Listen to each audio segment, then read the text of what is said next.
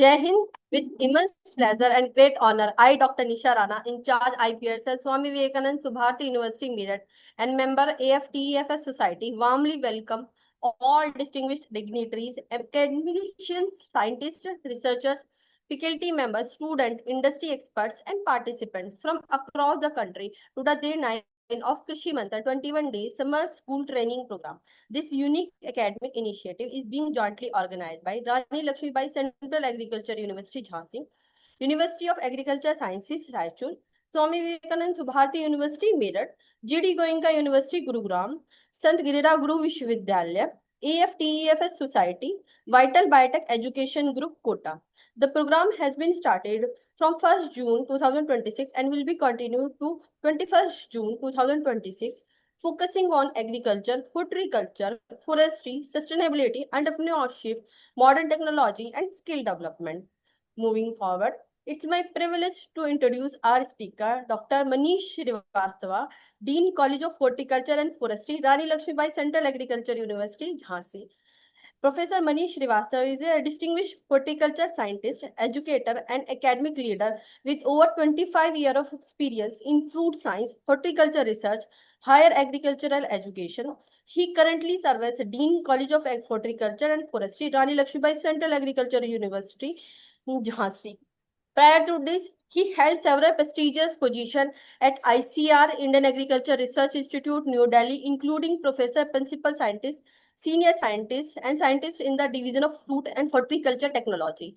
An internationally recognized expert in mango genetics and breeding, Dr. Srivastava has made significant contributions to the development and release of several improved fruit varieties, including mango, sweet orange, and acid lime cultivators. His pioneer research encompasses whole genome sequencing of mango and development of molecular marker, genetic linkage mapping, QTL identification of fruit quality traits, and establishment of genome resource for marker-assisted breeding. Dr. Srivastava has successfully led numerous national projects funded by ICR and Department of Biotechnology, Government of India. He has guided more than 45 postgraduate students, contributed extensively to curriculum development in India and abroad, and played a key role in capacity building programs for International Agricultural Institute.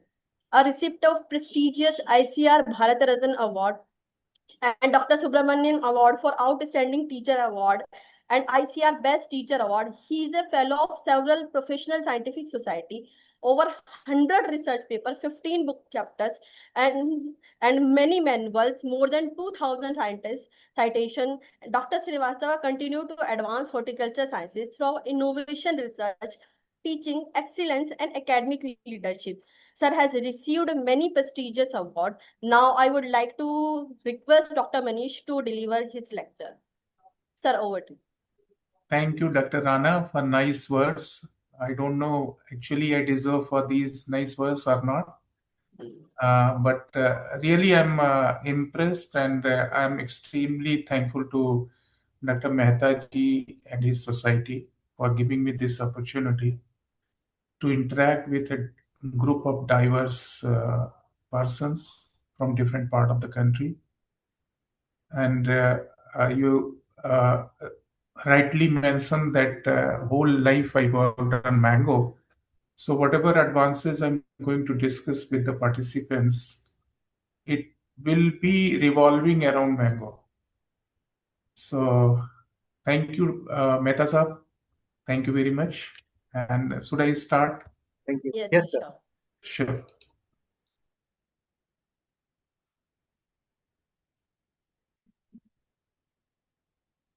I hope I'm audible and slides are visible to you. Visible, Yes. sir. Actually, the topic assigned to me are we discussed with Dr. Mehta Saab to have something on fruit crops because I worked on fruit crops. So this is about what sort of advances are going on in breeding of perennial fruit crops. I'm also instructed by Dr. Mehta to that the medium of instruction or interaction will be mix of Hindi and English. So I will try my level best, that's it. Actually, you know that breeding in perennial trees is quite cumbersome. बहुत ही difficult होता है. अगर हम उन crops की बात करें जो कम उम्र की हैं, शॉर्ट ड्यूरेशन क्रॉप्स हैं या सीरियल क्रॉप्स हैं, जिनका पूरा बीज बोने से लेकर के उनके बीज बनने तक का जो समय होता है वो कुछ महीने होता है. जबकि अगर हम ट्रीज की बात करें, पेरिनियल ट्रीज की बात करें, तो ये गेस्टेशन पीरियड काफी लंबा होता है. तो before I start what sort of advances are there as far as fruit breeding is concerned, I want to mention some of the challenges breeders are facing when they are dealing with a crop of perennial nature. सबसे बड़ी बात होती है long juvenile phase की. जब बीज बोया जाता है उसके बाद फल आने का जो पीरियड है, जनरली वो जुवेनाइल पीरियड इसमें 8 से 10 साल तक रहता है. इवन अगर हम बात करें कुछ ऐसे की तो वहां 30-35 साल भी रहता है. उदाहरण के तौर पे आप लोग जानते होंगे चिलगोजा एक पौधा है जो कि जिम्नोस्पर्म में आता है. तो उसमें 30 इयर्स के बाद फीमेल कोन पैदा होते हैं, मेल कोन तो आ जाते हैं. तो ये काफी लंबा पीरियड है. अगर आज हम शुरुआत करें तो हमें 10 साल लगेंगे पहला फल पाने में, तभी हम पता कर पाएंगे कि भाई इसमें वो सारे एट्रीब्यूट्स आए हैं कि नहीं प्रोजनी में. तो ये एक बहुत बड़ा चैलेंज है. And the second thing is high heterozygosity.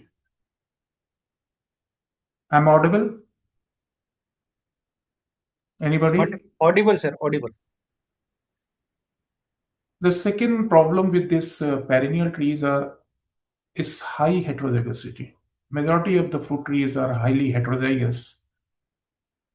You may be knowing when we are going for hybridization birth. Before that, we are purifying the parents. We are making the parental lines nearly 100% homozygous, जिसको कि हम genetics की भाषा में कहते हैं pure line बनाना. जब self pollinated crop होती है तो उसमें जब हम कंटिन्यूअस 6 से 7 जनरेशन तक सेल्फिंग करते हैं तो नियरली 99.9% होमोजाइगस हो जाता है. तो उसको हम प्योर लाइन कहते हैं. यही काम जब हम क्रॉस पॉलिनेटेड क्रॉप्स में करते हैं, 6-7 जनरेशन की सेल्फिंग और फिर 99 मोर देन 99% होमोजाइगोसिटी, तो उसको हम इनब्रेड कहते हैं. ये सारी किसी भी हाइब्रिडाइजेशन प्रोग्राम, वो गेहूं में चल रहा हो, मक्के में चल रहा हो या किसी वेजिटेबल में चल रहा हो जो शॉर्ट ड्यूरेशन की है, उनमें इजीली आप प्योर लाइन बना सकते हैं.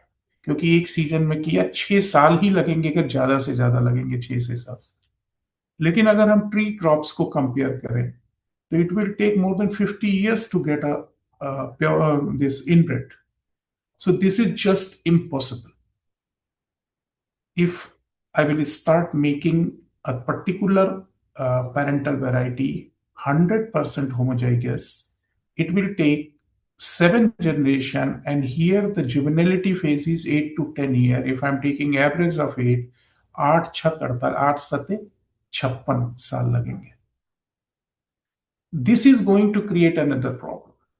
So what we are doing, we are directly using highly heterozygous parents, and we are making crosses between two highly heterozygous plants. अब प्रॉब्लम इससे क्या होती है? प्रॉब्लम इससे ये होती है कि इसमें सेग्रीगेशन हो जाता है. आप बहुत सारे लोग आप जेनेटिक्स या ब्रीडिंग का बैकग्राउंड रखते होंगे. You may be knowing that generally if you are crossing pure lines or inbreds, the F1 is 100% heterozygous but homogeneous. मतलब सारे F1 जो होंगे यूनिफॉर्म होंगे. यहां पर ऐसा नहीं होगा क्योंकि हमारा पेरेंट ही इनब्रेड नहीं था. तो वो क्या करता है, F1 जनरेशन में जो फिलियल 1 जनरेशन है उसी में सेग्रीगेशन करना शुरू करता है. This may be taken as an advantage, but generally what we do, we are making inbreds, then we are getting F1, then we are selfing the F1, and that will result in F2, and we are locating the segregants in the F2. So we are going for selection process in F2 itself. So ये दो बहुत बड़ी समस्याएं हैं. जो perennial fruit trees की हैं। और बाकी की चीजें जो हैं वो ठीक हैं, लेकिन अगर हम वैसे कहें तो जुवेनिलिटी और हाई हेटेरोजाइगोसिटी सबसे इंपॉर्टेंट प्रॉब्लम है। इसको कैसे एडवांटेज में लिया जा सकता है वो भी मैं आपसे डिस्कस करूंगा। फिर ज्यादातर जो पेड़ हैं फलों के वो बड़े होते हैं, देन क्रॉसिंग और इवेल्युएशन और observing the plant growth is quite difficult. बहुत सारे ऐसे भी फल होते हैं जिसमें कि बहुत ज्यादा ड्रॉप होता है। आंधी आई, फल गए। आम का ही उदाहरण ले लीजिए, शुरू में कितना फल लगा होता है, लेकिन जैसे जैसे पकने के समय आता है, जून का महीना आता है, जुलाई का महीना आता है, तब तक बहुत सारे फल गिर जाते हैं। बहुत सारे में ऐसा भी होता है कि एक फल में एक ही बीज होता है, तो अगर हम एक क्रॉस करते हैं तो एक ही सीड मिलेगा, लेकिन एडवांटेज भी है किसी में भी। कुछ ऐसे क्रॉप हैं जिसमें एडवांटेज है, जैसे अमरूद ले लीजिए। गुआवा में आप एक फ्लावर को क्रॉस करेंगे तो आपको 200 सीड मिल जाता है। सिट्रस ले लीजिए, अनार ले लीजिए, जो मल्टी सीडेड फ्रूट्स हैं, there it is not a problem and we are getting number of progenies, but there are few crops where only one seed we are getting. हर एक पौधे का अपना फ्लावर है, उसका पेनिकल है, उसकी कॉम्प्लेक्सिटी है, हम कैसे इमेस्कुलेशन करेंगे, हम कैसे हाइब्रिडाइजेशन करेंगे, तो उसकी जो जानकारी है वो भी काफी कॉम्प्लेक्स है। बहुत सारे पौधे फलदार वृक्ष ऐसे भी हैं वेयर पॉलीप्लाइडी इज देयर। आप बनाना की ही एग्जांपल ले लें, उसमें 2x से लेकर के 4x और डिफरेंट जीनोम का शेयरिंग होती है। अभी आप इसमें प्लम में देख लीजिए, वो हेक्साप्लाइड है। कीवी फ्रूट ले लीजिए, वो टेट्राप्लाइड है। तो इस तरीके की भी जब प्लाइडी लेवल ज्यादा बढ़ती है, उसके साथ साथ जेनेटिक कॉम्प्लेक्सिटीज भी इनहांस हो जाती है। अब बात आती है सेल्फ इनकम्पेटिबिलिटी की। सेल्फ इनकम्पेटिबिलिटी को, if there are certain student, they should be very clear to know what is sterility and what is self incompatibility. Basically self incompatibility वो होता है जिसमें कि वाइबल पॉलन है, लेकिन वो अपने ही पेड़ पे उपस्थित जो फूल हैं उनके स्टिग्मा को फर्टिलाइज नहीं कर सकता। Otherwise, it is a functional pollen. If you are using the same pollen to fertilize flower, female part of any other variety, it is capable enough, but it cannot fertilize the female part of the same genotype, same plant. So that is self incompatibility. ऐसी भी बहुत सारे हैं जिसमें self incompatibility, खासकर जो हमारे temperate fruit crops हैं, प्लम्स हैं, उनमें बहुत ज्यादा होती है। मैंगो में भी रिपोर्टेड है, कुछ प्लांटेशन क्रॉप्स हैं, एप्पल में रिपोर्टेड है, बहुत सारे क्रॉप्स में सेल्फ इनकम्पेटिबिलिटी रिपोर्टेड है, and that is causing some sort of hindrance as far as the improvement programs are concerned. Particularly I'm talking about the fruit breeding. Then sterility होती है, कुछ में बीज ही नहीं बनते। अब जैसे केला है, केले में आप बीज ही नहीं बनेगा, तो आप चाहे जितना क्रॉसिंग करिए, आपको ultimately you are not going to have seed.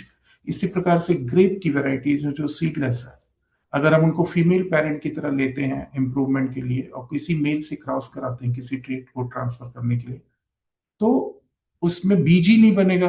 तो अल्टीमेटली अगर हमें बीज नहीं मिल रहा है, then the very basic objective of having such any type of breeding program is defeated. So there are such type of problems are also there. Then apomixis and embryo. Apomixis is a broader term. Apomixis means development of seed without fertilization. तो बहुत सारे ऐसे crops हैं जिसमें कि seed तो बनता है, लेकिन वो फर्टिलाइजेशन क्रॉस के नाते जो जाइगोट बनना चाहिए, फर्टिलाइजेशन के बाद जाइगोट बनना चाहिए, वो जो एम्ब्रियो सेल की मदर सेल्स होती हैं उन्हीं से एम्ब्रियो बन जाता है। So it is identical to the mother, but it is not a combination और mixing of the genome of male and female. So that is, this is again a kind of problem.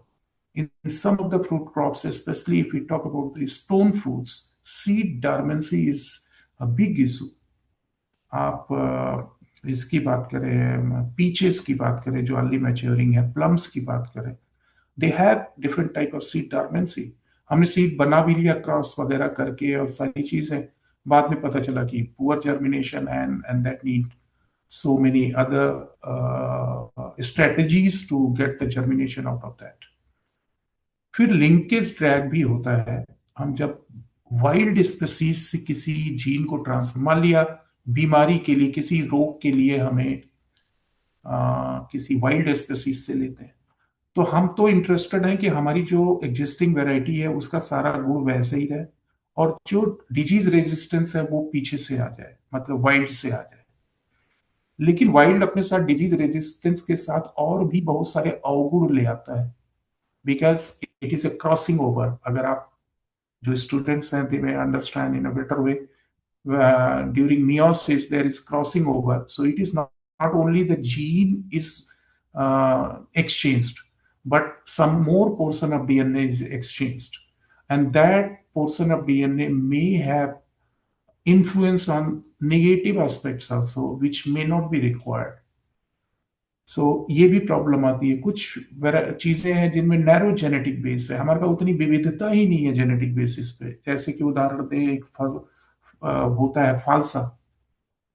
फालसा को आप चाहे बीज से उगाएं चाहे cutting लगाएं, उसमें कोई वेरिएशन नहीं आता। द रीजन इज, ज्यादा वेरिएशन नहीं आता क्योंकि उनका जेनेटिक बेस ही नैरो है।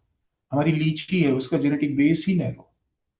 इसके बाद आती है बात कि हम किसी भी ट्रेट को तभी इंप्रूव कर सकते हैं when we have idea about that trait, कि जेनेटिकली वो, उसमें जेनेटिक्स क्या है उस ट्रेट का, डोमिनेंट है, रिसेसिव है। मैं बहुत लेमैन में बताने का प्रयास कर रहा हूँ। वो एपिस्टेसिस इफेक्ट है, या किस तरीके से गवर्न, मल्टी जीन है, पॉलीजेनिक ट्रेट है, मोनोजेनिक ट्रेट। तो अभी भी फ्रूट क्रॉप जो 100-150 फ्रूट क्रॉप्स हैं, उसमें से 20 के करीब 25 के क्रॉप कमर्शियली कल्टीवेट होते हैं। बहुत सारे ट्रेट्स की जेनेटिक्स हमें नहीं पता है। उस पे काम भी चल रहा है, विदेशों में भी काम चल रहा है, इंडिया में भी बहुत जगह पे काम चल रहा है, लेकिन there is a need to work on the basic genetics of fruit crops, which is lacking now. Till date, that much information is not available. अब बात आती है कि inter specific crossability is very less. हमारे पास बहुत सारी species हैं जिनको हमने अपनी ब्रीडिंग प्रोग्राम में यूज करके उनकी क्रॉसबिलिटी वगैरह, अपना जो डोमेस्टिकेट, जिसको हम इम्प्रूव करना चाहते हैं, उसके साथ हमारे पास स्टडीज नहीं है और उन पर इंफॉर्मेशन लिमिटेड है। इसके साथ एक और समस्या है जो हमारे ब्रीडर्स फेस करते हैं। कुछ ऐसी ट्रेट्स हैं जिनके बारे में हमें जीन सोर्स का पता ही नहीं है, कि whether that is available in the germ plasm और जीन पूल और नॉट। एक उदाहरण देता हूं, आम की बात हो रही थी, तो आम में एक रोग लगता है। आपने देखा होगा, आप आम खरीद के लाते हैं, घर पे रखते हैं, तो उस पे काले काले धब्बे बन जाते हैं और वो सड़न शुरू हो जाती है वहां से। It is a fungal disease called as anthracnose, but we do not have any gene source for anthracnose in India or in many countries. A few decades ago, it was found that only one species, that is Mangifera laurina, is there, which is immune to this anthracnose. But that genetic material is available with the Australians, and they are utilizing that one. But we, as Indian, we do not have that gene source. इसके बाद dearth of information, बहुत कमी है genome. मैं यहाँ समझाना चाहूंगा, चूंकि कुछ छात्र भी हैं, कुछ प्रोफेसर्स, असिस्टेंट प्रोफेसर्स भी होंगे, उनको तो शायद पता हो, लेकिन हमारे बच्चों को ये नहीं पता होता कि what is the difference between genome resources and what is genetic resource. हम इंटरचेंजेबली उसको यूज करते हैं, जेनेटिक रिसोर्स और जीनोमिक रिसोर्स। मोटी मोटी बात बता रहे हैं कि जो भी जर्म प्लाज्म की बात होती है, जो आपकी फिनोटिपिक वेरिएबिलिटी है, वो जेनेटिक रिसोर्स है। जैसे किसी की 10 स्पीसीज है, 100 वेराइटीज हैं उसमें, या कोई वाइल्ड टाइप है, लैंड रेस है, हेयरलूम वेराइटी है। अगर हम इनको कहीं पर इकट्ठा करके उनको जर्म प्लाज्म, जैसे अभी नैक्स हो गए हैं, national active germ plasm centres हैं, वहां पर रखते हैं, तो वो हमारा जेनेटिक रिसोर्स। लेकिन जीनोम रिसोर्स उससे एकदम अलग है। जीनोम का मतलब होता है ऑल द डीएनए कंटेंट। अगर हमें डिफाइन करना हो जीनोम क्या चीज है, तो एक सिंपल सेंटेंस में उसको ये कहा जा सकता है कि all the DNA content of a haploid cell. तो यानी जो भी इंफॉर्मेशन डीएनए से रिलेटेड, आरएनए से रिलेटेड है, माइटोकॉन्ड्रियल डीएनए से रिलेटेड है, क्लोरोप्लास्ट डीएनए से रिलेटेड है, न्यूक्लियर डीएनए से रिलेटेड है, या उनकी जो प्रोटीन्स, आप लोग जानते होंगे सेंट्रल डॉग्मा होता है जिसमें कि ट्रांसलेशन ट्रांसक्रिप्शन ये बेसिक्स हैं जो पढ़ाई जाती हैं इवन 12th के स्टैंडर्ड पे भी। तो उससे जो प्रोटीन का भी इंफॉर्मेशन होता है वो चीज, जीन्स के बारे में, मतलब सब कुछ अगर डीएनए से रिलेटेड कर दें तो वो जो रिसोर्स बनता है उसको हम जीनोम रिसोर्स कहते हैं। और इसके लिए बहुत सारी संस्थाएं हैं, they are maintaining the resources, genome resources. एक बहुत ही बढ़िया है which is publicly available and anybody can use, that is NCBI, National Centre for Biotechnology Information, USA में है, and they have huge data. The quantum of data maintained by NCBI is marvelous, incredible. So that type of genome resources, though it is available in short duration crops, but as far as the perennial fruit trees, especially of tropical and subtropical areas, that there is a lack of information on genome resources.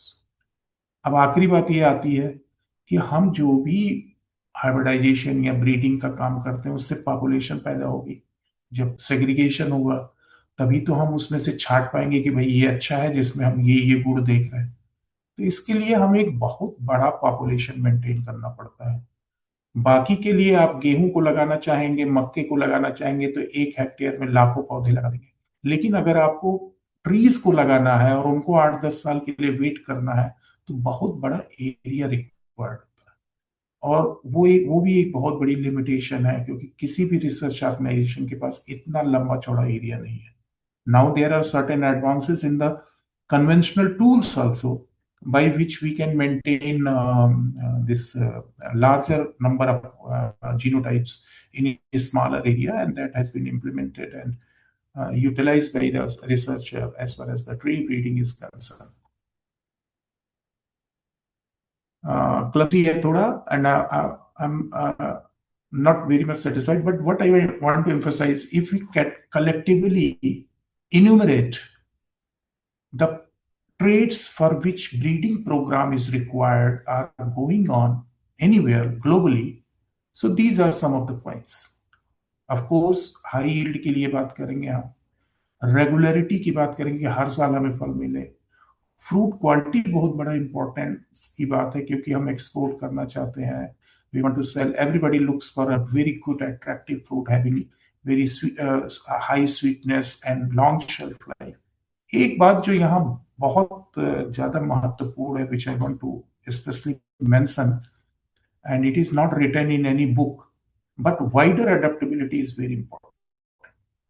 हम आज mango पे ही ज्यादा केंद्रित हैं, तो मैं इस बात को ऐसे कहना चाहूंगा कि आपने सुना होगा वहाँ लखनवी मलिहाबादी दशहरी, आपने सुना होगा बनारसी लंगड़ा, आपने सुना होगा महाराष्ट्र के बेंगुर्ला सिंधुदुर्ग एरिया का अल्फांसो। ये जब उस लोकेलिटी में ग्रो किए जाते हैं तब इनकी बेस्ट क्वालिटी आती है। अगर आप में से कोई इसको कोटा में लगा दिया या मैंने झांसी में लगा दिया या कोई दिल्ली में लगा रहा है तो एक the same type of quality that person will not get. It is called as eco geographical preference of a variety. मतलब बेस्ट दशहरी जो पैदा होती है वो मलिहाबाद में ही पैदा होती है, जिसको हम अमीन दशहरी कहते हैं, अमन दशहरी कहते हैं। तो ये एक बहुत बड़ी समस्या है कि हमें एक ऐसी वैरायटी चाहिए जो कहीं भी लगे और इक्वली परफॉर्म करे। इसमें एक बहुत बढ़िया आम की वैरायटी आई है। ये जो जो ट्रेड्स हैं ये सारे क्रॉप्स को मिला के मैंने लिखने का प्रयास किया है, ना कि mango. It is applicable to all the fruit trees. तो वाइडर अडॉप्टेबिलिटी में एक मल्लिका वैरायटी है, उसमें एक रिपोर्ट आई थी बहुत दिनों पहले, हमारी समझ से 2000 के आसपास, और वो रिपोर्ट कोई इंडियन ने नहीं लिखा था। That report was written by American person, और that person is known mango scientist in USA, and he acclaimed that this Mallika variety, which was released from IRI New Delhi, is performing equally well and showing wider adaptability across all the parts of northern and southern hemisphere of the America. So this is called as wider adaptability. फिर dwarfing की बात आप जानते हैं कि ऐसा हमें root stock चाहिए जो पौधे को छोटा कर दे, या पौधा ही छोटा हो, क्योंकि हम ज्यादा पौधों को कम एरिया में लगाना चाहते हैं। फिर रेगुलर बियरिंग की आप आम की बात करेंगे तो उसमें आप देखेंगे कि एक साल अच्छा फल आता है, एक साल नहीं आता। ये केवल आम में ही नहीं है, सेब में भी है। Olive is extreme example of this thing. Olive जो जिसका तेल आप यूज करते हैं, ओलिव ऑयल, वो उसमें एक्सट्रीम केस की टेंडेंसी है कि एक साल अच्छी फलत होगी, एक साल नहीं अच्छी फलत होगी। आम ऐसे बहुत सारे क्रॉप्स हैं जिसमें इरेगुलर बियरिंग और अल्टरनेट बियरिंग इज रिपोर्टेड। अभी आजकल ये भी बात चल रही है कि पोस्ट हार्वेस्ट लॉस 25 से 30% है, उसको कैसे कम किया जाए। तो definitely we have to work on long shelf life. There are different ways to get this, to achieve this longer shelf life. We can delay the ripening and so many things, interventions we can do. बहुत सारे फल हमारे जो loss इसलिए हो जाते हैं कि वो फ्रेश मार्केट नहीं पाते, दे should B diverted for the processing industries. So the basic requirement of any fruit crop for the processing industry is high pulp recovery. Material ज्यादा मिलना चाहिए, तभी उससे आगे की बात होगी।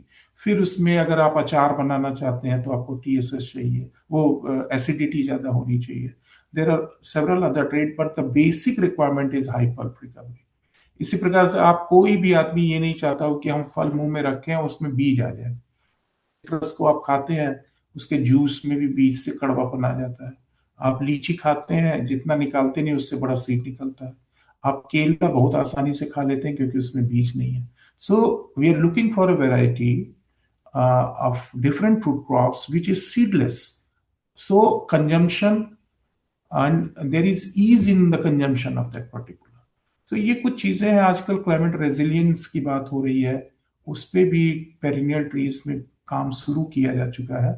लाइक हीट टॉलरेंस, क्योंकि टेम्परेचर बढ़ रहा है। एक रिपोर्ट है जिसमें ये कहा गया कि अगर धरती का टेम्परेचर 1.5 डिग्री सेंटीग्रेड बढ़ जाएगा प्री इंडस्ट्रियल एरा जो था उससे, तो बहुत चीजें बदल जाएंगी। ग्लेशियर्स पिघलने लगेगा, और ग्लोबल वार्मिंग की बात है, क्रॉप रोटेशन, बहुत सारे ह्यूमन लाइफ को डिस्टर्ब करने वाली प्राकृतिक घटनाएं होंगी।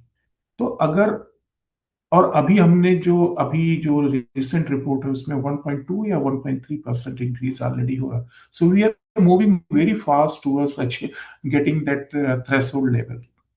So we should also do all sort of precautions. We should follow all sort of precautions, which is reducing the global warming or whatever the ill impact of climate change is, that should be mitigated in that way. तो इसीलिए आपका ये heat tolerance है, water use efficiency, carbon use efficiency बहुत है। आपने सुना होगा कि कार्बन क्रेडिट कार्बन फार्मिंग हो रही है। मतलब आप जितना कम उत्सर्जन करने, कार्बन वातावरण में उत्सर्जित करने वाला कार्य करेंगे, you will be rewarded for that. आप उसको बेच सकते हैं। अभी हमारे इंडिया में उस लेवल पे नहीं है, लेकिन विदेशों में, यूरोप वगैरह में वो चीजें हुई हैं, हो रही हैं कि भाई हम दूसरे से खरीदेंगे जो जिसके पास कार्बन क्रेडिट होगा, और they will be utilising that credit for production of more carbon dioxide, emission of more carbon dioxide in the environment. So by that way, there will be a balance of emission and assimilation. अब purely इस पे आ जाते हैं, तो जल्दी मैं बता दूं कि अगर हम कन्वेंशनल ब्रीडिंग की बातें करें तो हम क्या करते हैं, इंट्रोडक्शन करते हैं। भाई दूसरे देश से ले आए, दूसरे क्षेत्र से ले आए, अपने क्षेत्र में अच्छा चल रहा है, that will be grown. We are going for selection also. हमने एक पॉपुलेशन ओपन पॉलिनेटेड है या कहीं से कलेक्शन किया, उसमें हमने सिलेक्शन किया, क्लोनल सिलेक्शन कर लिया या ओपन पॉलिनेटेड सिलेक्शन कर लिया। इसी प्रकार से हाइब्रिडाइजेशन भी किया जा सकता है। इंटर वेराइटल, दो वेराइटी के बीच में कर रहे हैं, then it is inter varietal. If it is between two species, it is inter specific. Mutation है, जिस ट्रेट के लिए जीन सोर्स नहीं है, हमें पता ही नहीं है कि किस पेरेंट में उपलब्ध है। If you want to create a novel trait in any background, mutation is the only option. Then polyploidy breeding है। लेकिन ये जो ट्रेडिशनल ब्रीडिंग अप्रोचेज हैं, इनको मैं ये कभी नहीं कहूंगा कि आज की जो मॉडर्न चीजें हैं वो इनको रिप्लेस कर सकती. Basically we are working in this background only to shorten the duration or breeding cycle, shorten the breeding cycle, or to make the thing more precise. बहुत सारे ऐसे मॉडर्न अप्रोचेस हैं जिनका यूज किया जा रहा है, and I have tried my level best to enumerate them, which is applicable in case of perennial food crops. One is in vitro techniques, जो टिश्यू कल्चर वगैरह आप कहते हैं. Then marker assisted breeding is there. High throughput genotyping, genomic assisted breeding, in-planter transformation, speed breeding. इसके बाद और भी चीजें हैं. मैं मुख्य रूप से उन्हीं को जो हाईलाइटेड है उनको मैंगो के रेफरेंस से what actually I am trying to make a story around my work, what I did being at IRI in 25 years, that I will be telling you. In addition to that RNAi technique आपने सुना होगा, वो टमाटर पकता ही नहीं है ऐसा बना दिया गया, फ्लेवर शावर नाम है उसका. एक पपीता ऐसा बना दिया गया जो कि रिंग स्पॉट वायरस के लिए रेजिस्टेंट है. अदरवाइज हवाई में, अमेरिका का एक प्रदेश है हवाई, वहाँ पूरा का पूरा जो आपका ये था पपाया इंडस्ट्री थी वो खत्म हो जाती. इसी तरीके से cisgenics, I will be telling little bit, transgenics and genome editing is the most recent modern approach, which is less time consuming, very perfect, and there is no regulation which is saying that genome edited crops cannot be released. Though there are three categories, SDN 1, 2, 3, only three, wherever we are transforming the tissues or making some alteration where some alien gene is inserted, that is only prohibited, or there we do not have any regulatory mechanism for that, so that is not permitted for cultivation. Otherwise, genome edited SDN 1 and 2 are permitted. So ये बहुत थोड़ा सा 1 minute लूंगा मैं ये बताने के लिए कि when the mango breeding program at ICRI was started in 1961, and though there are reports that in India it was started in 1945 at Sabor and Anantarajupet, but they could not result in a successful variety out of their programs. So being IRIan, we claim it as that IRI was the first to start systematic breeding in mango. So initially when it was started, it was for the regular bearing varieties. आपने देखा होगा हमारे उत्तर भारत की जो 4 प्रमुख किस्में हैं, एक है दशहरी, एक है लंगड़ा, एक है चौसा, एक है बम्बई ग्रीन, जिसको सिरौली भी कुछ जगह पे कहते हैं.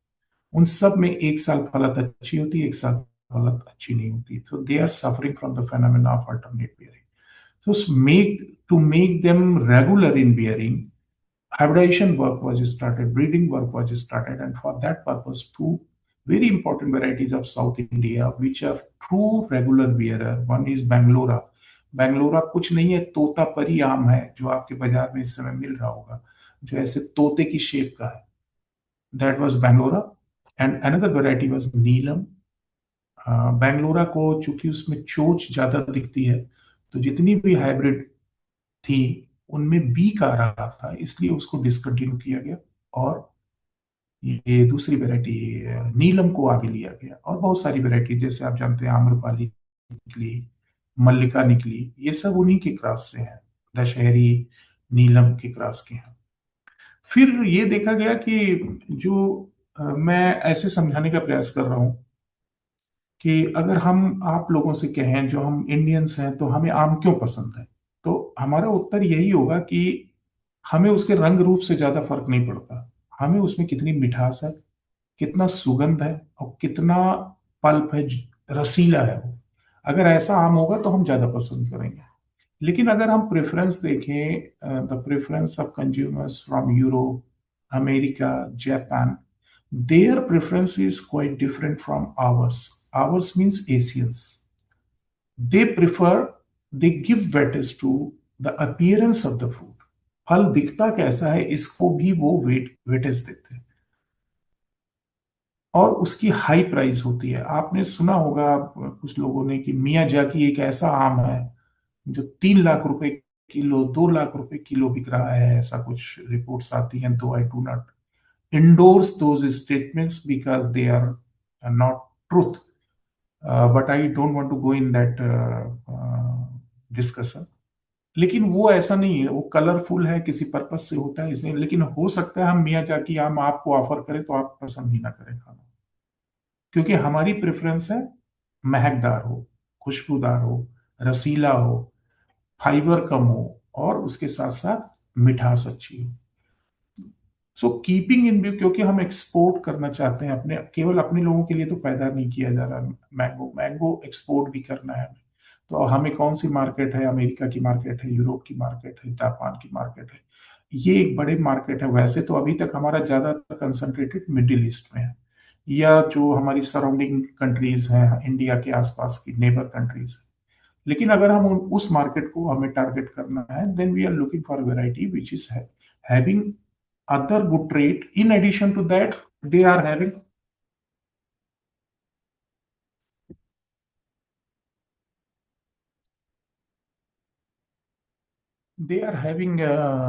रेड पील कलर, लाल रंग का आम, रंगीला, जिसको आप लोग कॉमन उसमें कहते हैं सिंदूरी आम।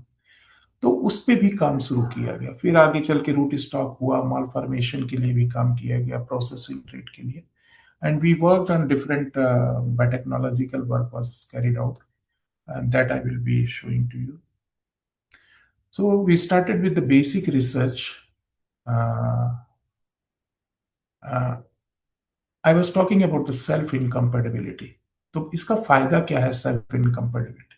अगर हम कोई फीमेल वैरायटी लेते हैं जो सेल्फ इनकम्पेटेबल है, तो हमें इमेस्कुलेशन की जरूरत नहीं है। इमेस्कुलेशन का मतलब ये होता है, I hope people know, but मैं फिर भी समझाने का प्रयास करता हूँ कि जब हमारा कोई हर्माफ्रोडाइट फ्लावर है जिसमें मेल पार्ट भी है, फीमेल पार्ट भी, और हमें उसको दूसरे मेल फ्लावर से क्रॉस करना है, तो अगर हम उसमें मेल पार्ट को नहीं तोड़ेंगे, रिमूव नहीं करेंगे, तो वो मेल पार्ट भी उसको, और उसमें सेल्फ कंपेटिबिलिटी है, तो वो मेल पार्ट भी उसको फर्टिलाइज कर देंगे। तो इस कंटामिनेशन को बचाने के लिए हमें चूंकि दो का स्पेसिफिक पेरेंट्स को क्रॉस करना है, तो हमें उसके मेल पार्ट को रिमूव करना पड़ता है। अब आप सोचिए कि जो छोटे छोटे फूल होते हैं बहुत सारे फलदार वृक्षों में, उनमें हर एक फूल से वो स्टेमन्स को हटाने में कितना टीडियस काम होगा। तो अगर हमारी फीमेल वैरायटी ऐसी है जो सेल्फ इनकम्पेटेबल है, वो चाहे एंथर हम तोड़े या ना तोड़े, वो अपने पिस्टिल को फर्टिलाइज नहीं करेगी, तो हमारा ये इमेस्कुलेशन का प्रोसेस नहीं करना पड़ता, which is otherwise very tedious job and time taking job. तो हम लोगों ने कुछ शुरुआत की, जो हमारी वेराइटीज थी उनमें सेल्फ इनकम्पेटिबिलिटी को, तो we found that Amrapali and Mallika they are showing self incompatibility. Our other varieties like Pusa Surya and this Pusa Arinuma, they were self compatible. फिर एक छोटा और भी बेसिक रिसर्च हम लोगों ने शुरू किया। वो ये था कि आप आम की बात अगर हम करें, तो आपने देखा होगा कि एक आम का जो बौर आता है, मंजरी जो निकलती है, उसमें कई सौ फूल होते हैं। लेकिन अगर आप अपने आप को याद दिलाएं, तो पेड़ में एक बचेगा, किसी किसी में दो तीन बचते हैं, कुछ बंच बियरिंग वेराइटीज हैं। उनकी बात अगर हम छोड़ दें, तो ज्यादातर जो कल्टीवेटेड या बढ़िया, जिनको हम इम्प्रूव करना चाहते हैं वेराइटीज में, उसमें एक फल, दो फल या तीन फल मिलते हैं। तो अगर हम पूरे मंजरी पे क्रॉसिंग किए जिसमें 100-200 फूल थे, उनमें क्रॉस किया तो हमें मिला कितना? दो। तो इसकी सक्सेस रिकवरी, जो हाइब्रिड रिकवरी है, वो क्या हुई? 2%। मतलब 100 फूल को आपने अटेम्प्ट किया तो दो फल मिले। हम लोगों ने एक ऐसा प्लान किया कि क्यों ना हम फल को जल्दी तोड़ लें, और उनको इन विट्रो टेक्निक्स की यूज से हम उसको मैच्योर एम्ब्रियो में कन्वर्ट कर लें, मैच्योर सीड में।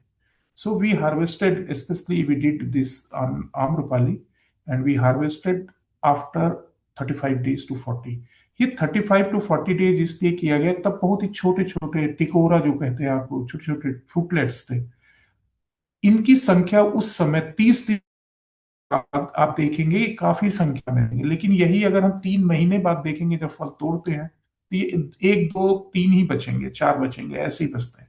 तो हम लोग उस समय तोड़ करके इनके एम्ब्रियो को एक्सरसाइज किया और उनको मैचुरेशन मीडियम में supplement किया, different growth regulators, different constituent nutritional components we added, and we found that these are developing seeds may be matured artificially under in vitro condition.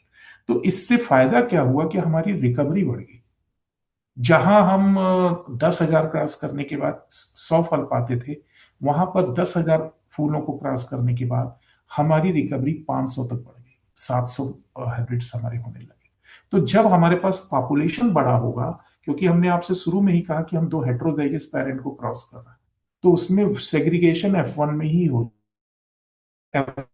होना चाहिए, जिससे कि all possible cross combination are there, तो हम select कर सकें कि which one is desirable segregant, उसकी प्रोबेबिलिटी बढ़ जाएगी अगर हमारी रिकवरी बढ़ रही है। तो ये हमारे एक पीएचडी के स्टूडेंट ने, वैसे तो इस पे एमएससी के भी स्टूडेंट ने काम किया, the same work was continued by one of my PhD student, and we were in a position to develop full plant hybrid plants in good number, sufficient number, by following this in vitro in ovilo germination in Amrapali. Generally, we are taking Amrapali as a female parent for the improvement. दूसरी बात आया जिस पे हम लोगों ने काम किया, उसके बारे में marker assisted selection for students specially. I want to simplify this, there is nothing like that. Marker कुछ नहीं है। जैसे आपके पास एक मार्कर पेन होता है, आप उससे कोई चीज टिक करना है तो टिक कर देते हैं। Just a minute, I am sorry. हाँ, थोड़ा सा चावल बना लीजिए, एक रोटी बना लीजिए, और कुछ नहीं बनाना है, बस आप फोन मत करना, एक लेक्चर में हूँ, ठीक? हाँ वो, हेलो। थोड़ा सा थोड़ा सा चावल बना लीजिए, एक रोटी बना लीजिए, और सलाद काट दीजिए, बस यही करना है, आप फोन मत करिएगा, मैं एक लेक्चर में।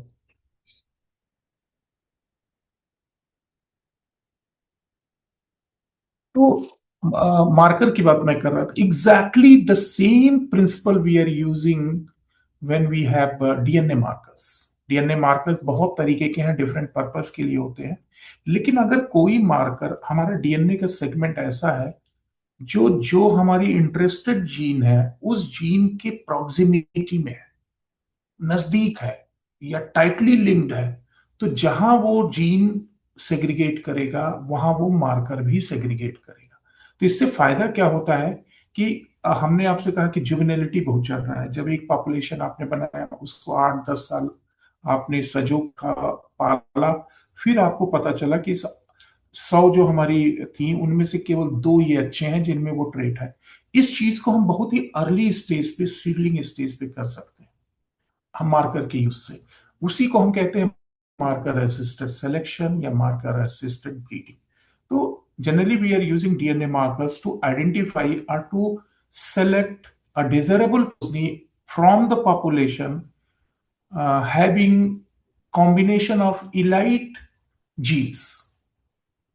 और इसको बहुत सारे क्रॉप्स में यूज किया गया, जैसे एप्पल है, ग्रेप है, papaya, number of crops for different region. So people, researchers, they have identified some markers which are tightly linked with the QTLs or genes, uh, gene of interest। इसको थोड़ा सा मैं और भी मार्कर की जो बात हो रही है, तो हम लोगों ने मैंगो में क्या किया ये मैं बताने के लिए, we use this SSR, simple sequence repeats, and that we utilize for parentage analysis। So you may be aware that it is diallelic and it is a codominant marker, and this is very good marker because of its codominance nature. It can differentiate between homozygous and heterozygote।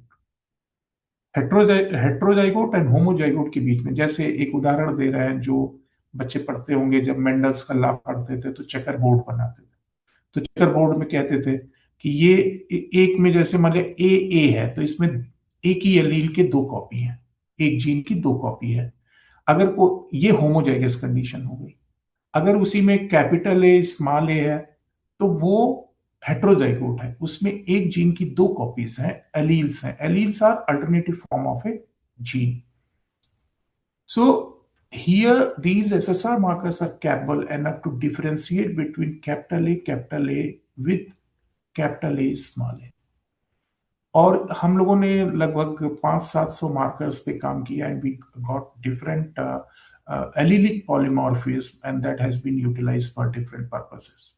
And especially whatever the mapping population we developed, we ascertain their parentage by using some of the markers. Out of 578 markers, we could find only 5 markers which were ascertaining or confirming the hybridity of a progeny more than 80%.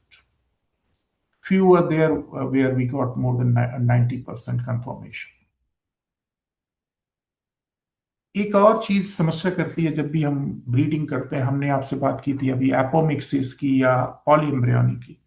So polyembryony is nothing, it is something like we are getting more number of embryos from one seed. आप citrus को देखेंगे, उसमें multiple seed निकलते हैं. अब जो भी ये मल्टीपल सीड, मान लिया पांच पांच प्लांट्स निकले, तो उन 5 प्लांट्स में से एक होगा जो जाइगोटिक नेचर का. जाइगोटिक का मतलब जिसमें मेल फीमेल के जीने उससे फर्टिलाइजेशन हुआ होगा, फर्टिलाइजेशन के बाद जाइगोट बनेगा, फिर एम्ब्रियो बनेगा. बाकी के जितने भी हैं वो एम्ब्रियो सैक के पास जो टिश्यूज होते हैं उनसे, या एम्ब्रियो सैक के अंदर जो टिश्यूज होते हैं उससे बन जाते हैं. तो मैंने तभी भी अभी थोड़ी देर पहले भी ये कहा था कि पॉलीएम्ब्रियोनी में क्या है कि जो मदर सेल से डायरेक्टली एम्ब्रियोज कन्वर्ट हो जाते हैं वो आइडेंटिकल होते हैं, मदर की तरह ही होते हैं, बट जाइगोटिक इज डिफरेंट. तो जब whenever we are making a cross or trying to improve a polyembryonic variety and we are taking them as a female or male parent, what how to distinguish between which one is zygotic, क्योंकि seedling के समय में तो हमें दिखेगा नहीं कि ये जाइगोटिक है कि न्यू सेलर है.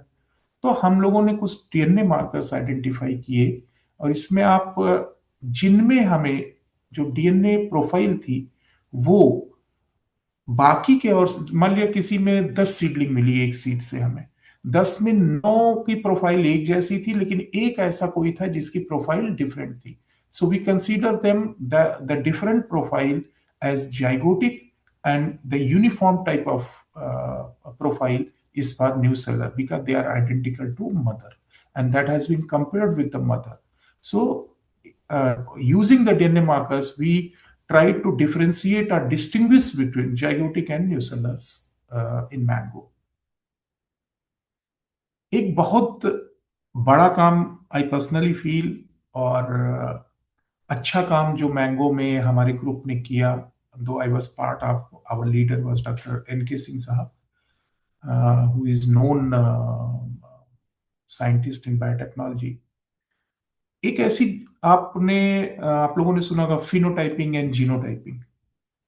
सो फिनोटाइपिंग का मतलब होता है जो हम देख पा रहे हैं, हमारा रंग ऐसा है, हमारे फूल लाल रंग का है, पत्तियां उसकी हरी हैं, पत्तियों में ये शेप है, ब्रांचेस में ये शेप है, फल का ये शेप है. ऑल दीज ट्रेट्स मैं बहुत जनरल टर्म में कहना चाह रहा हूँ, which can be measurable or can be seen, that is phenotype. लेकिन उसके पीछे जो जेनेटिक्स है या डीएनए का कौन सा कंटेंट है, डीएनए में कितनी विविधता है, उसको हम जीनोटाइपिंग कहते हैं. अगर उसकी स्टडी करें तो वो जीनोटाइपिंग हुई, जबकि करेक्टर्स को ऑब्जर्व करना वो फिनोटाइप हुआ. तो जब भी हम कोई मार्कर यूज करते हैं किसी भी ट्रेट के इंप्रूवमेंट के लिए, तो वो जो डीएनए लेवल पे वेरिएबिलिटी है उसको एस्टिमेट करने की बात होती है. अब आप हम उदाहरण एक दे रहे हैं कि अगर हमें 100 जीनोटाइप, जीनोटाइप मतलब 100 डिफरेंट जर्म प्लाज्म है, हमें उसमें 100 एसएसआर लगाने हैं या 500 एसएसआर. 100 बहुत कम नंबर है अगर हम जेनेटिक स्टडी, क्योंकि जीनोम साइज बहुत बड़ा होता है. जैसे मैंगो का हम कहते हैं कि ये 4.9 मेगाबेस पेयर के करीब है इसका. तो अगर गेहूं का देखें तो वो तो बहुत ही बड़ा है। अगर मैंगो का प्लूटो है तो वो गेहूं का जो जीनोम साइज है वो पूरा सन के बराबर है इतना, क्योंकि वो उसमें प्लाइटी लेवल भी एक्स्ट्रा है। तो अब 100 जीनोटाइप को हम अगर 500 एसएसआर के साथ study, it will take more minimum 6 months to complete the job. लेकिन हम लोगों ने एक ऐसा एक चिप बनाई, जीनोम चिप, जिससे आप एक हफ्ते में 96 जीनोटाइप की 80,000 मार्कर के साथ उसकी प्रोफाइल को जनरेट कर सकते हैं। सो this is something really high throughput, means 96, क्योंकि 96 वेल होती है, 96 वेल्स होती हैं, और उसमें 80,000 स्निप्स हैं। स्निप्स भी एक तरीके का मार्कर है, सिंगल न्यूक्लियोटाइड पॉलीमॉर्फिज्म। और जितने भी स्निप्स हैं वो डिफरेंट कैटेगरी के जीन में जो सिंगल न्यूक्लियोटाइड पॉलीमॉर्फिज्म पाई गई थी उसके बेस पे उनका प्रोब बने थे। जैसे यहां मैं लिखने का प्रयास किया हूं कि पहला category cloned horticulturally important gene, disease resistance and defence response gene, single copy mango gene, इनका बड़ा यूज होता है। जो ये कंजर्व सिंगल कॉपी है, जब हम किसी स्पीसीज की इवोल्यूशन को देखना पहले, क्योंकि कंजर्व है बहुत सारे जीनोमिक रीजन हमारे शरीर में, मतलब हमारे सेल्स में। तो ये एक बहुत बड़ा अचीवमेंट था और इसको हम लोगों ने अपने आगे के कार्यक्रम में भी यूज किया। तो मेरे कहने का मतलब है कि जीनोटाइपिंग को इतना इजी बना दिया इसने, जो हम लोगों को, अगर हम 80,000 स्निप्स के साथ नॉर्मल रूटीन के ट्रेडिशनल वे से करते तो हमें कम से कम 5 साल लग सकते हैं। हमारी जो स्किल है, हो सकता है कोई बहुत एफिशिएंट हो तो वो साल भर 2 साल में कर दे, otherwise it is just impossible. But using or developing the genome chip in Mango has reduced the burden of in terms of time and investment. इनको ये कुछ फोटोग्राफ्स हैं कि हम कैसे करते हैं, हमारे एनके सिंह सर जो जिनके संरक्षण में हम लोगों ने ये कार्य किया, और इनको हमने वैलिडेट भी किया। हमारी अपनी पॉपुलेशन, मतलब अपने रिसर्च ऑर्गेनाइजेशन की पॉपुलेशन थी, जिन जो कि अम्रपाली इंस्टीट्यूशन की थी, और उन पे validated this SNP gene chip, and that has been utilized for identification of QTLs. अब दूसरी बात जो हम कहेंगे कि एडवांस क्या और हुआ जिससे कि हमारी मैंगो ब्रीडिंग को फायदा हुआ, वो है ऑगमेंटेशन ऑफ जीनोम रिसोर्सेस। मैंने आपसे कहा था कि जेनेटिक रिसोर्स और जीनोम रिसोर्स में फर्क है। Genome resource means DNA related, protein related, RNA related, transcriptomic data, इन चीजों की जो चीज, जीन्स की इंफॉर्मेशन, जो सेल के अंदर डीएनए से रिलेटेड मटेरियल है उसकी बात। मुझे याद है कि वो दिन शायद 3 नवंबर था 2016 का, और मैंगो में तब उतना जीनोम रिसोर्स नहीं थी। तो I have been given this task by my head of the department that you search on NCBI कि क्या जीनोम रिसोर्सेज अवेलेबल है, and these are the details about that, that there were only 40 transcriptome sequences, express sequence केवल कुछ हजार थे, protein sequences 460 थे, और nucleotide sequences लगभग 86,000 के करीब। लेकिन अभी पिछले एक डिकेड में ट्रेमेंडस डेवलपमेंट हुआ है। Now there is no shortage और dearth of information as far as genomic resources are concerned, especially if I'm talking about mango. अभी पिछले 10 साल में 5 तो होल जीनोम सीक्वेंस के प्रोजेक्ट कंप्लीट हुए। They have been published, one from Australia, one 2 from USA, different varieties पे। Tommy Atkins का कर लिया है, लंगड़ा का कर लिया है। हम लोगों ने भी शुरू किया था 2014 से होल जीनोम सीक्वेंस का काम। मैं आपको दिखाऊंगा, वो भी दिखाऊंगा। तो हमारा अप्रोच क्या रहा, आप लोग शायद कुछ लोग जरूर होंगे जो जेनेटिक्स या प्लांट ब्रीडिंग के बैकग्राउंड के, they may understand that for sequencing we were relying only on Sanger method, and Sanger method has certain inherent advantages, क्योंकि हमें रीड लेंथ बड़ी मिलती है। लेकिन उसके साथ साथ उसमें पैसा बहुत लगता है और टाइम बहुत लगता है। अभी पिछले अगर हम देखें 10 साल में, तो बहुत सारी नई टेक्नोलॉजीज आ गई सिक्वेंसिंग की, जैसे रॉस 454 था, पैक बायो था आपके, अभी तो वो भी हो गया है, नैनोपोर तक आ गया है। तो ये चीजें बदलती गई, और उसकी सीक्वेंसिंग टेक्नोलॉजी में तो शुरुआत हम लोगों ने रॉस 454 से किया था, जिसको एल्यूमिना कहते हैं, एल्यूमिना प्लेटफॉर्म को यूज किया था, और बहुत सारे नीलम, दशहरी, आम्रपाली से शुरू किया। जब मैं दिल्ली छोड़ के आया तब तक हम लोगों ने मोर देन 300 वेराइटीज की होल जीनोम सीक्वेंस अटेम्प्ट कर लिया था। और for that we use some outsourcing agencies also, Hyderabad की थी, उनके कोलेब्रेशन में। तो मैं एक जनरल तरीके से, कि जो भी हमें information genome, whole genome sequence की बात हुई कि भाई डीएनए कैसे है, उसमें कौन सा ATGC कैसे लगा हुआ, ये इंफॉर्मेशन जैसे नीलम दशहरी का इनिशियली लीफ आरएनए सीक्वेंसिंग से हम लोगों ने लिया, और उनको असेंबली बनाई, असेंबली बना करके उनको उस जीनोम सीक्वेंसेस में हमने आइडेंटिफाई किया कि SSR मार्कर्स कहाँ कहाँ पर हैं, जिनको यूज किया जा सकता है फॉर फर्दर ब्रीडिंग प्रोग्राम।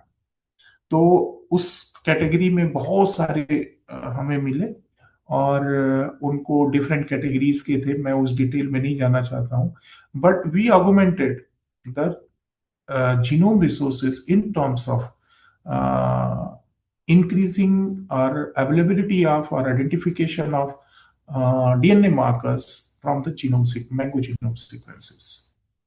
उनको केवल यही नहीं किया, उनको हमने वैलिडेट भी किया पॉपुलेशन में, and some of them have been used for DNA fingerprinting also. ये बार कोड आपको जो दिख रहा है नीचे की तरफ है, लाल, हर, पीला और हरे में, ये डिफरेंट मार्कर्स की एक पर्टिकुलर वैरायटी की प्रोफाइल है, कि कौन से मार्कर, कुछ यूनिक एलील है। अब यूनिक एलील मतलब कोई चीज हमारे में यूनिक है, तो उस ट्रेट को जब भी करना होगा तो हम पहचान में आ जाएंगे।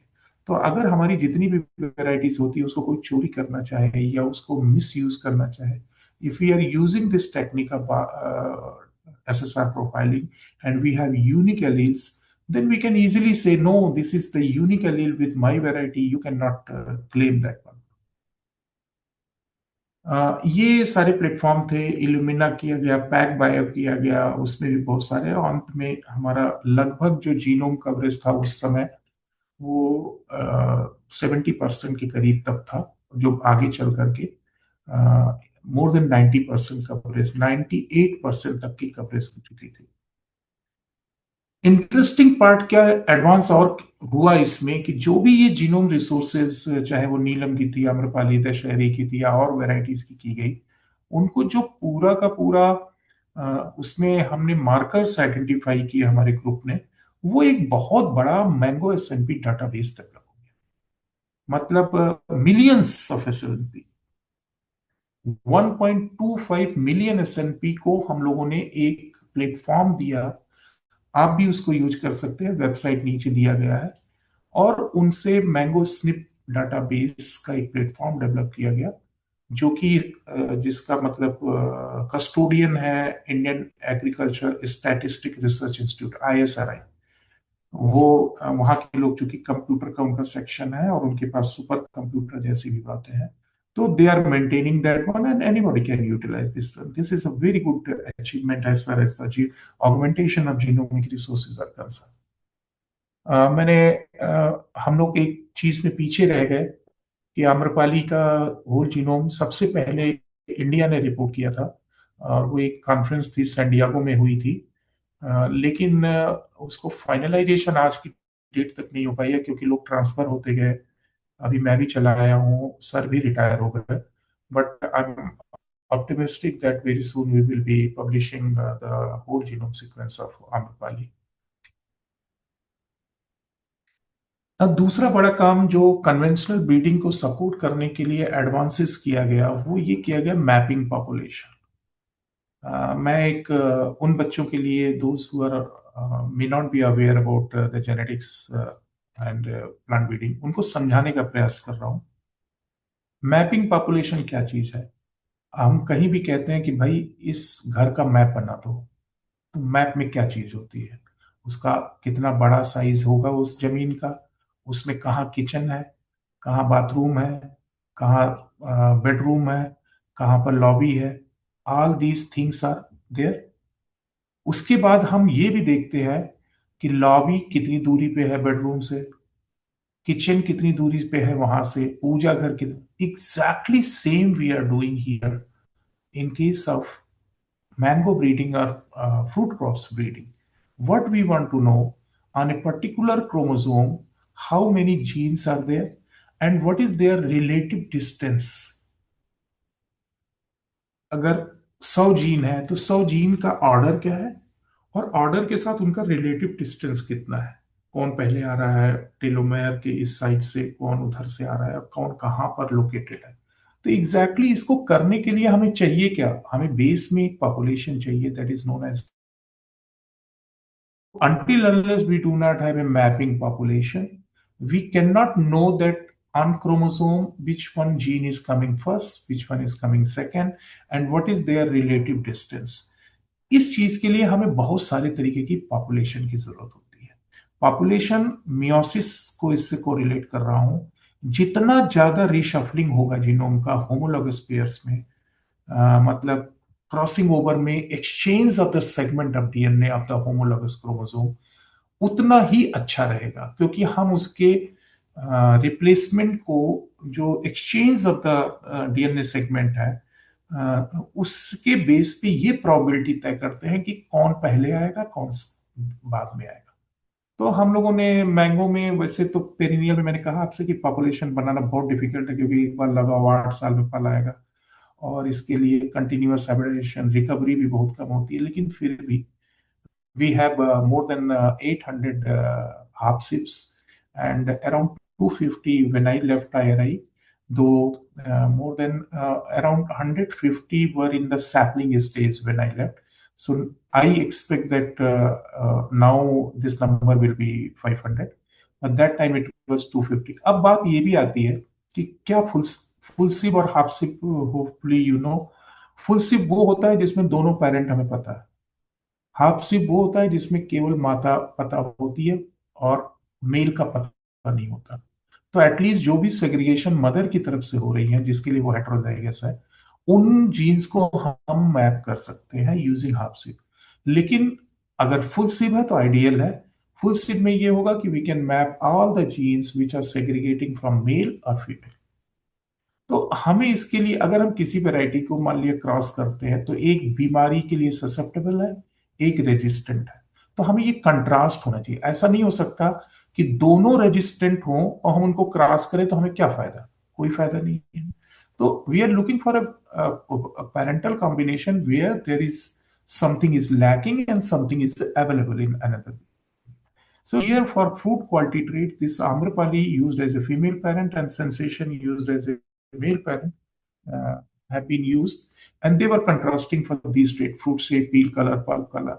इसके साथ साथ और भी मैंगो, डाइवर्स मैंगो जर्मप्लाज्म रहे, जिनको कि हम लोगों ने मैपिंग पॉपुलेशन एसोसिएशन मैपिंग के लिए यूज किया। मैं मेहता साहब से या राना मैडम से ये जानना चाहूंगा कि कितना समय मेरे पास है अभी, और मैं आगे बात कर सकता हूँ कि। जी सर। हेलो।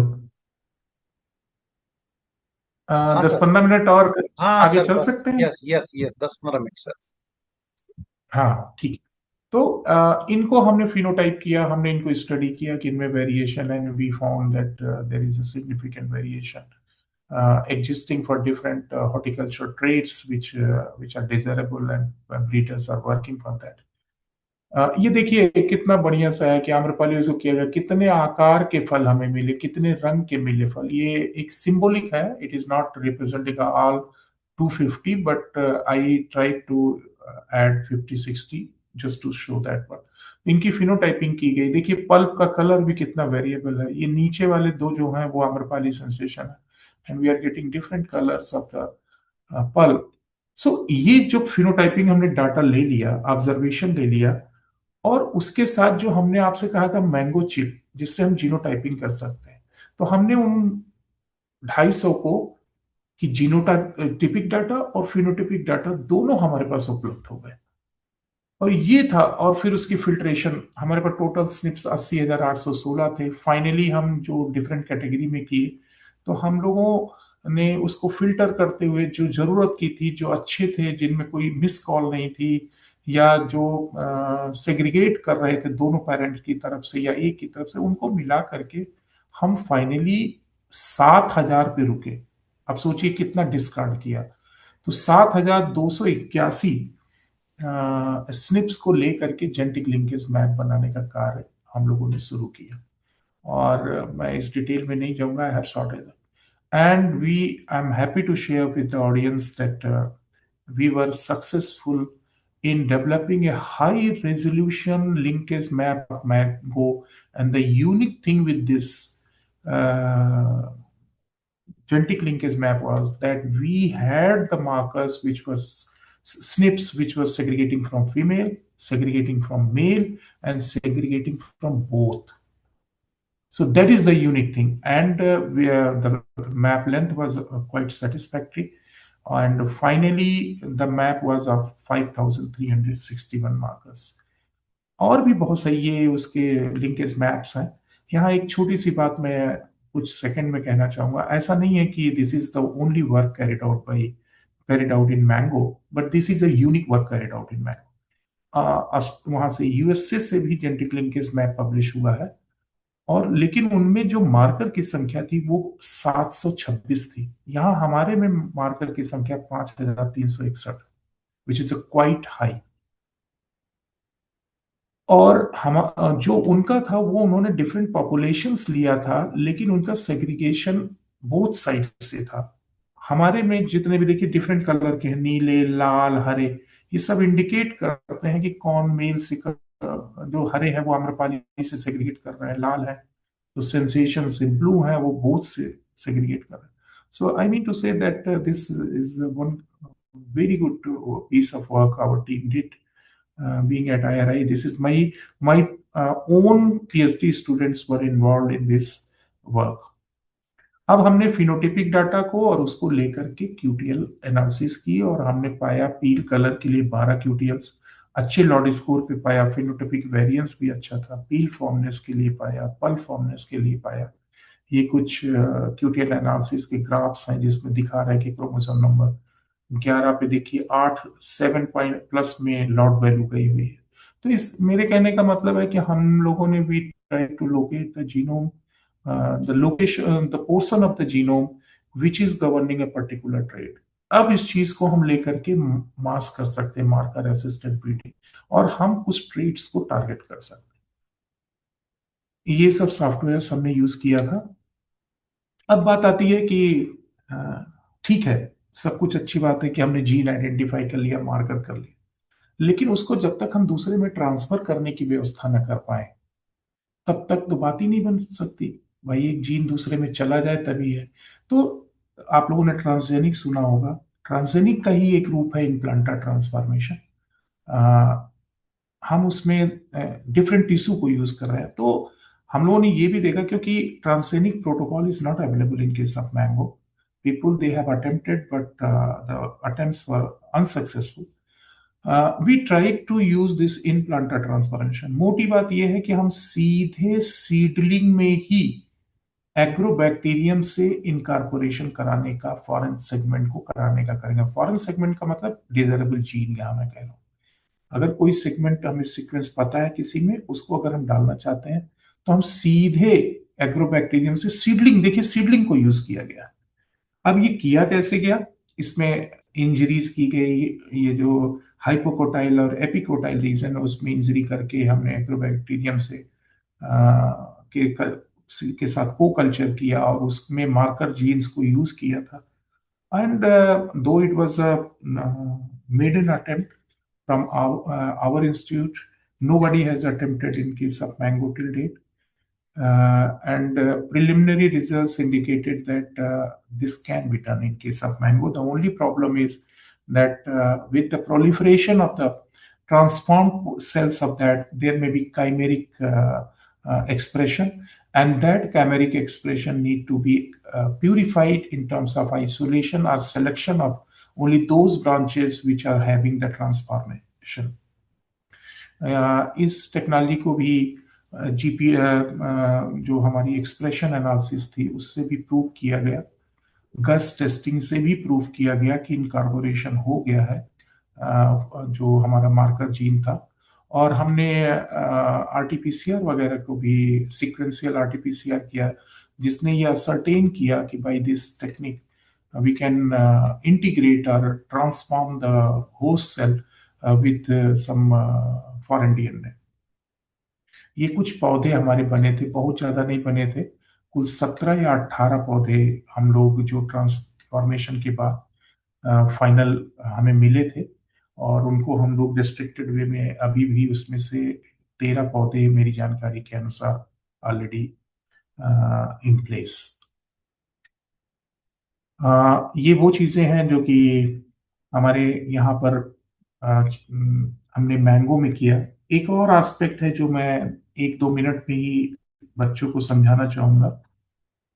एक नया टर्म आया है, fast track breeding, speed breeding, और लोग बताते हैं स्पेस में गेहूं उगा दिया गया था। एक scientist, Australian scientist is known for that and all those things. This speed breeding और फास्ट ट्रैक ब्रीडिंग जनरली हम कहते हैं शॉर्ट ड्यूरेशन की क्रॉप हो, तो हम क्या करेंगे कि जैसे मान लिया मुझे 6 महीने लग रहे हैं किसी एक साइकिल को पूरा करने में, सीड टू सीड में, अगर हम कुछ ऐसा आर्टिफिशियल टेम्परेचर बढ़ा दें, लाइट इंटेंसिटी को मॉडिफाई कर दें और ऐसे चैम्बर में रखें, इंक्यूबेट करें उसमें, where we can provide artificial light or we cut down the light, we have that provision of regulating the environment there.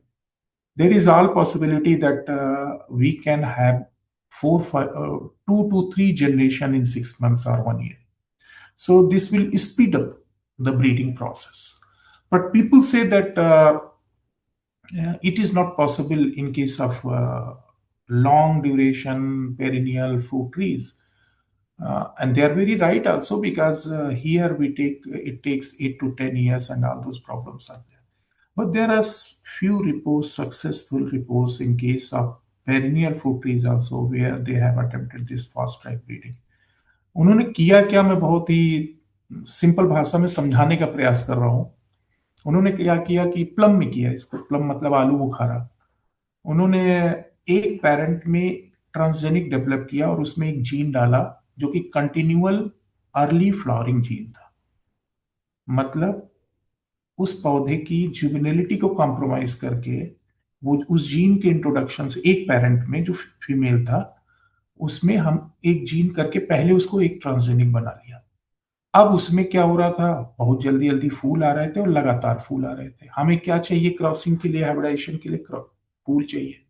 तो उन्होंने इस ट्रांसजेनिक डेवलपमेंट के बाद उसको हाइब्रिडाइजेशन प्रोग्राम में यूज किया, और उनको हर 6 महीने में 2 बार 3 बार उनको क्रॉस करने का मौका लगा।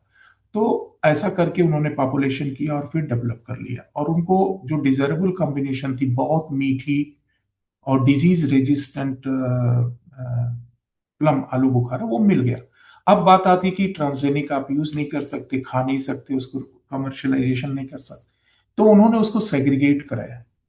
और सेग्रीगेट कराने में उन्होंने 2 साल में सेग्रीगेट कराने में करा करके वो आइडेंटिफाई कर लिया जिसमें डिजायरेबल जीन तो है लेकिन ट्रांस जीन्स नहीं है। मतलब जो आपने ट्रांसजेनिक डेवलपमेंट के समय मार्कर जीन था या जो भी था, वो उन्होंने एक्सक्लूड कर दिया उससे। तो इस तरीके से भी speed breeding can be attempted. I mean to say that it can be attempted in case of fruit tree breeding, provided we have a precise strategy and we have better understanding about the genetics of that crop or biology of that particular crop. Last में मैं कुछ varieties हमारे संस्थान से, जिसमें मैं भी एक प्रमुख ब्रीडर के रूप में हूँ, वो रिलीज हुई, वो मैं यहाँ दिखाना चाहूँगा। ये हमारी पूसा प्रतिभा वैरायटी है, जो कि मीडियम ग्रुप की है और हाईली अट्रैक्टिव फ्रूट है, पल्प कंटेंट।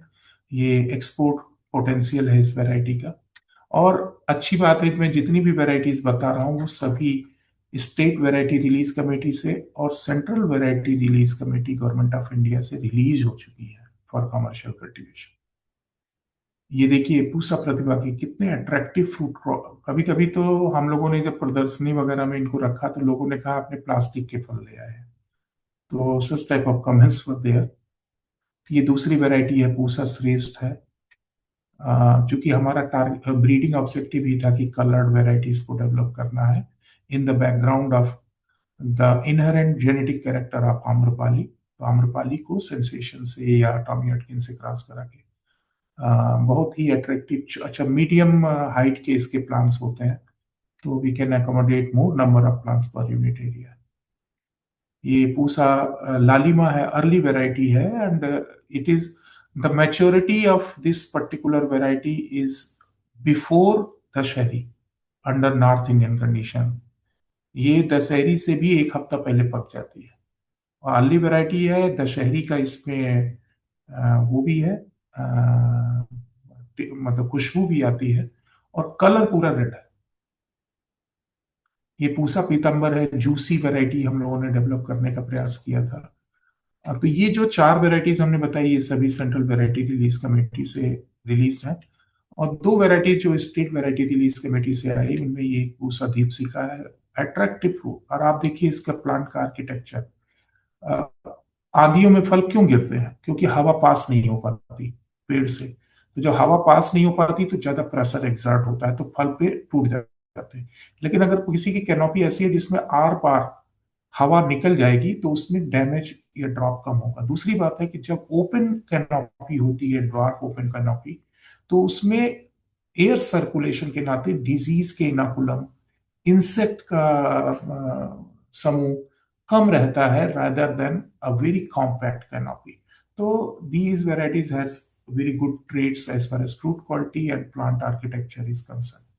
ये एक और वैरायटी, लास्ट वैरायटी में दिखा रहा हूँ जो स्टेट से रिलीज हुई है। इसमें अच्छी बात यह है कि इसमें मालफॉर्मेशन फील्ड कंडीशन में बहुत ही नेग्लिजिबल आता है। It is less than 10% we have observed, and less than 10% malformation is considered as a resistant और टॉलरेंट वैरायटी।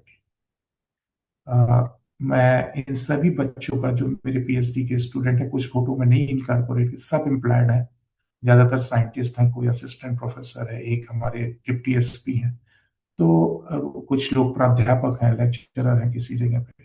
तो इन सब का मैं बहुत बहुत धन्यवाद देता हूँ कि इन्हीं की मेहनत है। हमने तो अपना कंसेप्चुलाइज किया चीजों को, और लेकिन इन बच्चों के रहने के नाते हम जो भी काम IRI, being at IRI, what we could do, it is only because of my students and my colleagues and the support from director IRI and ICR. Thank you very much. Thank you.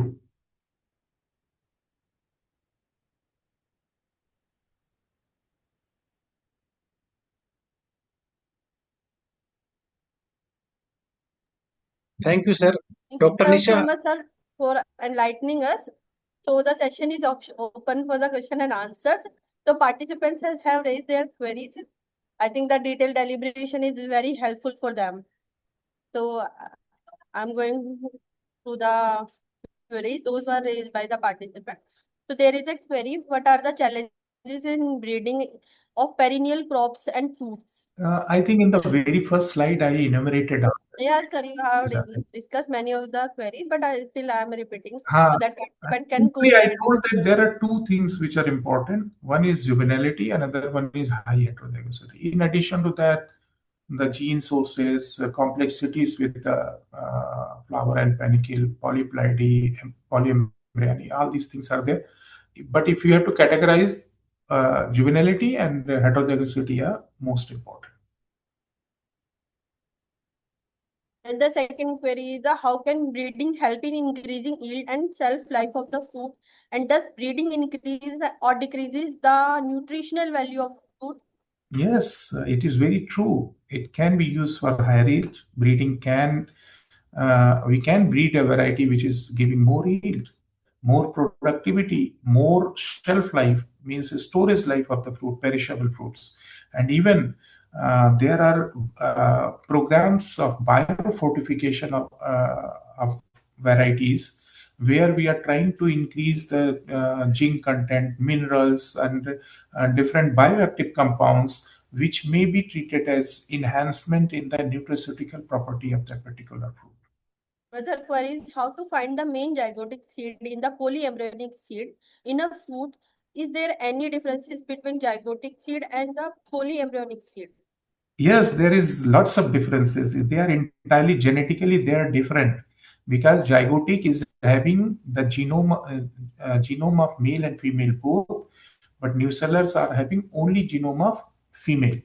So it is identical to females, and there are ways. हमारे पुराने लोग जो थे वो तो क्या कहते थे कि जो अगर मान लिया 5 सीडलिंग है, उसमें 4 यूनिफॉर्म दिख रहे हैं पत्तियों के हिसाब से या ग्रोथ के हिसाब से, तो वो सारे न्यूसेलर्स हैं। जो अलग दिख रहा है वो जाइगोटिक है।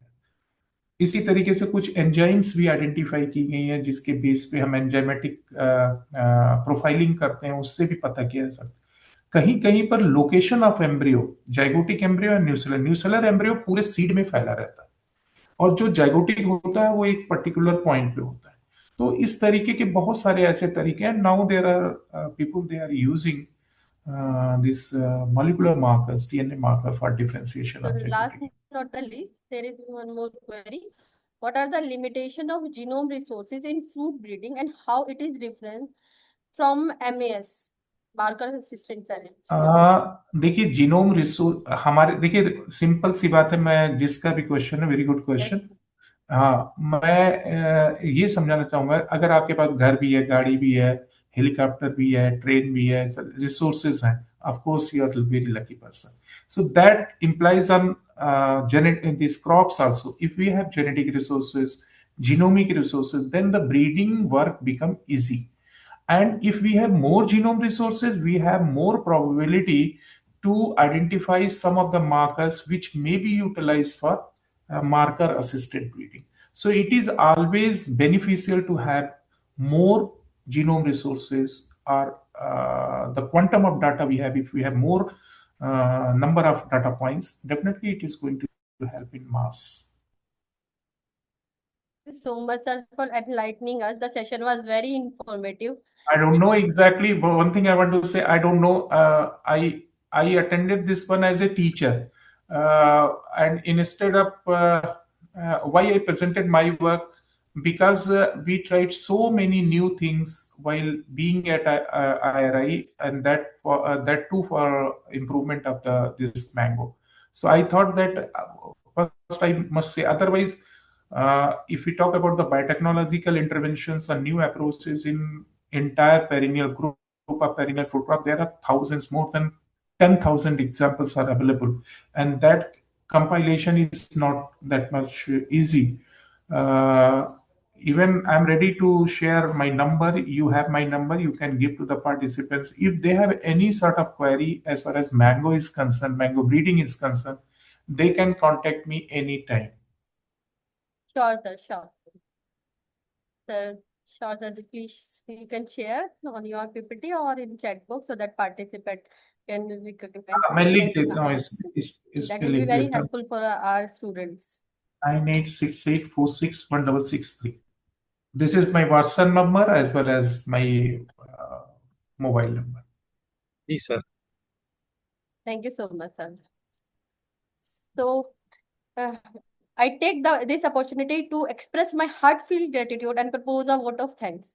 On behalf of the organizing committee, institution, I extend my sincere thanks to Professor Manish Srivastava, Dean College of Horticulture and Forestry, Rani Lakshmibai Central Agriculture University, Jhansi, Dr. Jitendra Mehta, President AFTEFS Society, and our organizing university, Rani Lakshmibai Central Agriculture University, Jhansi, University of Agriculture Sciences, Raichur, Swami Vivekanand Subharti University, Meerut, G.D. Goenka University, Gurugram, Sant Girira Guru Vishwavidhyalaya, and the institution, AFTEFS Society, and Vital Biotech Education Group are faculty members and experts, technical support team, research scholar, and the students who have joined us, and all the participants who have joined us from different parts of the country.